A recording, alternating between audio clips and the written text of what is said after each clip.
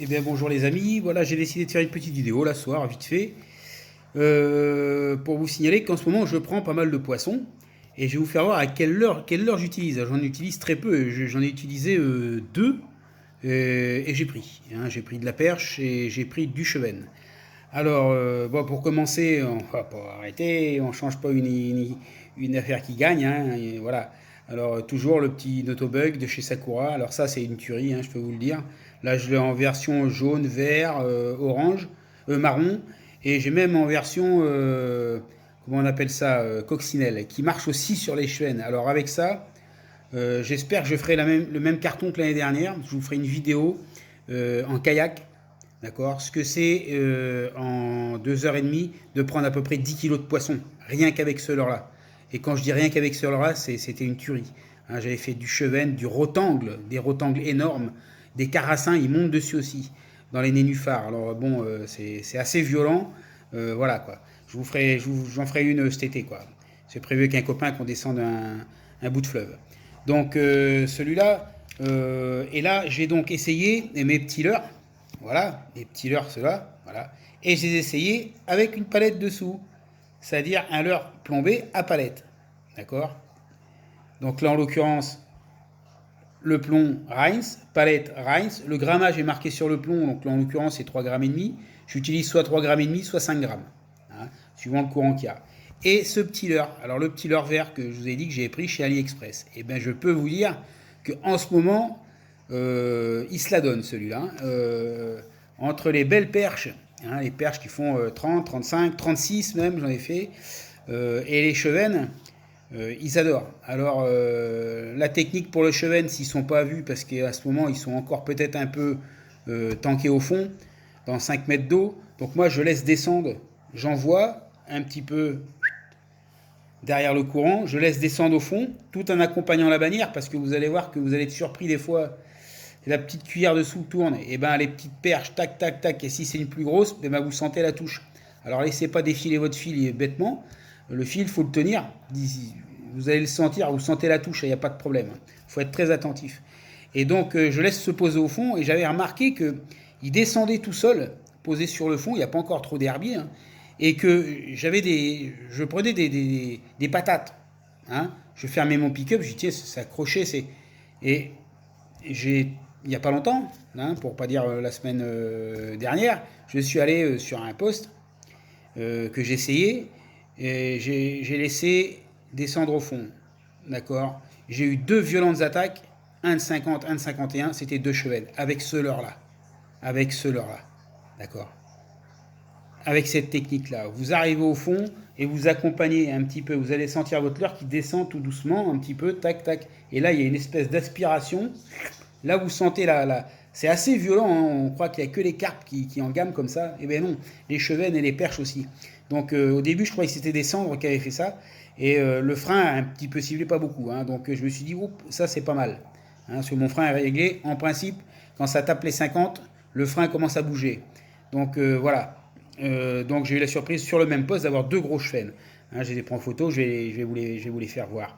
Je vais les mettre, j'essaie de les mettre sur la vidéo, sur le compte YouTube, hein, si j'y arrive, parce que moi j'ai des petits problèmes avec un cordon qui est relié sur ma caméra sportive que j'emporte avec moi, qui ne veut pas me renvoyer les films que je fais sur l'ordinateur. Donc là, je crois que c'est réglé. Voilà, bref.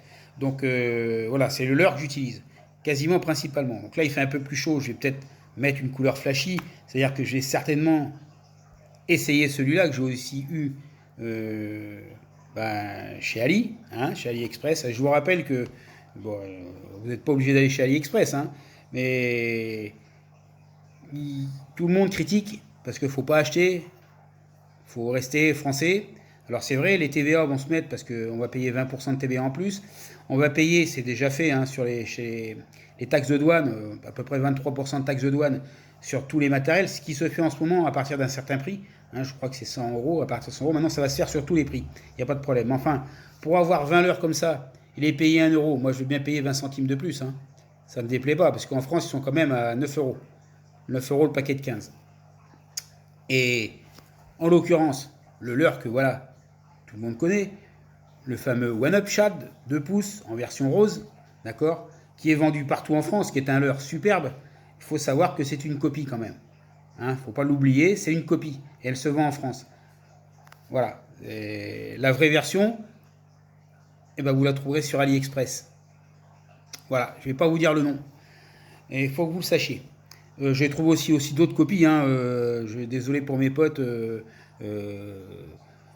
Tourangeau, hein, Franck, et puis voilà, ils sont copains, ils me reconnaîtront, quoi, de Kétec. J'ai aussi trouvé des copies de Kétec, quoi, qui sont plutôt réalistes. Hein. J'ai pas essayé, parce que je suis pas encore rendu à ce truc-là. Je sais rien, hein, je vais pas me cacher, je vais essayer quand même. Désolé Franck, et désolé Romain, si vous voyez cette vidéo, ben, voilà quoi, j'y peux rien. Mais enfin, eux c'est les originaux, les Kétec qui sont en France, et les copies c'est à l'étranger. Puisque celui-là, il est en France, et c'est une copie, hein. C'est une copie, hein. Le vrai truc, il est à l'étranger. Donc voilà, c'est ce que je voulais vous dire. Donc j'ai serré le rose, et je vais essayer aussi la petite version orange pailletée que j'ai reçue, là, voilà. Je me tiens au courant de Ryan, j'aime bien ces petits leurres, parce que moi j'aime bien pêcher les petits poissons maintenant. Et j'ai des fois les surprises d'avoir un gros poisson, donc c'est toujours avantageux. Donc j'utilise ce leurre-là, et je vais certainement utiliser d'autres leurres. Alors qu'est-ce que je dis d'autres leurres? Je vais prendre un leurre de surface, voilà, qui ressemble à une cigale, d'accord, avec un point fluo dessus, qui permet de mieux voir dans l'eau, apparemment, je sais pas. C'est un hameçon qui est caché avec devant un petit morceau de monofilament assez puissant, donc on doit pouvoir l'envoyer dans les nénuphars ou les trucs comme ça. C'est incurvé aussi devant, donc je pense qu'il y a moyen de pêcher en donnant des petits à-coups, c'est-à-dire style popper. Donc je vais tester ça, une espèce de cigale. Voilà, je vais tester ça. Qu'est-ce que je vais... Et aussi, alors ce truc-là, ça va en faire rigoler certains. On va me dire que je suis un vieux. Voilà, c'est vrai que je suis plus jeune, mais enfin bon. Je vais aussi tester ce que je faisais en Alsace. Je m'amusais. Et quand je dis je m'amusais avec ce leurre-là. Une cuillère Véronée Meps numéro 1. C'est vieux comme la nuit des temps. Mais en Alsace, dans les canaux, je peux vous dire que ça fait un carnage sur les perches. Et le matin, si vous ne faites pas trop de bruit, lancez en pleine eau, le laissez descendre, vous le lancez au milieu du canal, vous le laissez descendre au fond, vous allez crocheter une fois, vous récupérez, vous le lancez une deuxième fois, vous fermez votre pick-up avant que ça touche le fond. Je vous ai dit comment il fallait faire pour compter 1 seconde par mètre à peu près. Et au-dessus du fond, quand il va remonter, attention, attention, c'est terrible sur les brochets. Je peux vous le dire, c'est terrible.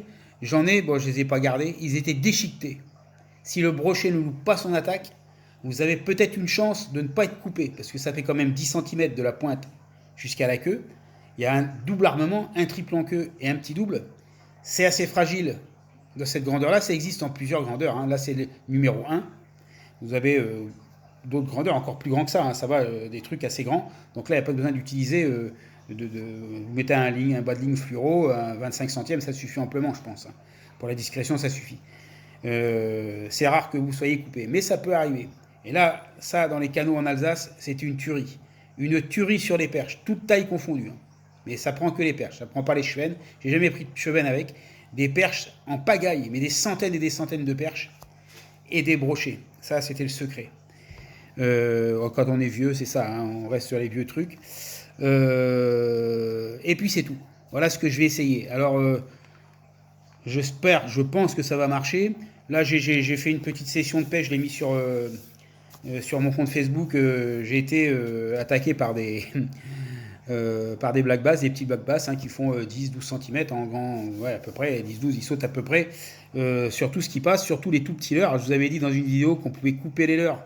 Les leurres Rheins, vous coupiez à la première, le premier enflement, vous mettiez un petit, juste la petite partie derrière. Et ça, ils adorent les petits black bass en ce moment. Donc, écrasez vos ardillons, vous ne les blesserez pas. Et ça, c'est le futur qui vous remerciera. Alors, qu'est-ce que je vais essayer d'autre? J'essaierai rien d'autre. C'est tout ce que j'essaierai de faire la prochaine fois. J'essaierai d'avoir la vidéo. En parlant de déchiqueter, je me suis fait aussi charger. J'ai eu une mésaventure. Je me suis fait charger par un brocard. Le brocard, je vous rappelle que c'est un chevreuil mâle avec 2 belles cornes. En revenant, je revenais dans Cognac, et j'étais plutôt dans la nature, et il était dans la luzerne, je ne l'ai pas vu. Et je suis passé peut-être à moins de 10 mètres de lui, certainement. Il m'a chargé par derrière, j'ai entendu un bruit, je me suis retourné. Heureusement que j'ai fait un pas de côté, ou 2 pas, je ne sais plus tellement, ça a été tellement vite. Mais lui, il n'a pas changé de place. Et il a foncé tout droit. il y avait un grillage à moutons d'un côté, il a essayé de passer au-dessus, il n'a pas réussi. D'accord. Alors je me suis dit, je vais essayer de l'attraper. S'il s'est crocheté avec les cornes dedans, je vais aller le décoincer. Je me suis rappelé avoir vu une vidéo et que à deux personnes plutôt balèzes, tenir un chevreuil, c'est assez folklorique. Alors moi j'étais tout seul, je me suis pas acheté dans l'affaire. Voilà. Bon, j'ai essayé, j'ai réussi à filmer après. Et ben ce chevreuil s'est jeté à l'eau. Et c'est là que je me suis aperçu qu'un chevreuil, ça nageait vraiment bien contre le courant. Et avec le courant, ça nage super vite, la tête bien au-dessus de l'eau. Et ce chevreuil, il s'est foutu dans le port de Cognac. Il a été se mettre dans le port de Cognac. Il a nagé un moment. Hein. Il a été se mettre dans le port de Cognac. Et les pompiers ont été appelés. Alors je ne sais pas s'ils sont déplacés, parce que moi je ne suis pas resté. Je sais que le chevreuil reste à peu près entre 5 et 10 minutes dans le port de Cognac. Il a dû faire tout le tour des bateaux. Il n'a pas réussi à trouver la mise à l'eau pour sortir. Et il a redescendu le courant en allant vers les écluses de Croix. Et je ne sais pas si les pompiers sont venus. Moi je suis parti après. Impressionnant la vitesse de la natation.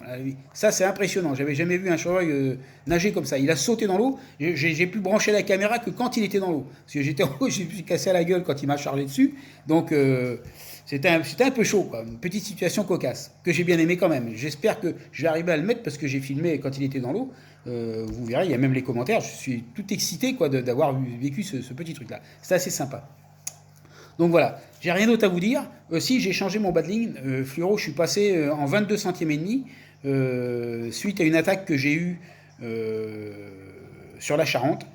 J'avais pris un petit chevenne qui faisait 36 ou 39 et demi, je me rappelle plus, 39 cm. Et j'ai eu une autre attaque de chevenne. Enfin, je pense que c'est une chevenne, un chevenne. Là, le frein il a sifflé un bon moment, donc c'est plus de 50. Je pense que c'est même au-dessus de 55. Il m'a emmené dans les nénuphars, j'ai rien pu faire, donc ça a cassé. Donc ça a cassé, je pense, au raccordement entre le fluo et le monofilament. Tant mieux pour lui, c'est aussi le jeu. Donc voilà, c'est pour ça que j'ai monté un peu. Mon frein a bien joué le rôle, le petit moulinet il a bien tenu, il n'y a pas de problème, il n'a pas pris de pète. Donc voilà, donc j'espère que cette petite vidéo vous aura plu. Je m'excuse encore de ne pas en avoir posté avant. Je vais aussi me remettre à faire des vidéos de détection, mais là il fait très chaud et le sol est très dur, donc j'attends que dans les vignes, ils passent un petit peu les trucs pour soulever les cultivateurs, comme ça m'évite de gratter et surtout de transpirer. Voilà, je vous souhaite un bon visionnage, j'espère que ça vous aura plu. Je vais essayer de mettre les photos des chevennes que j'ai pris. Et puis je vous dis à la prochaine et surtout, restez simples.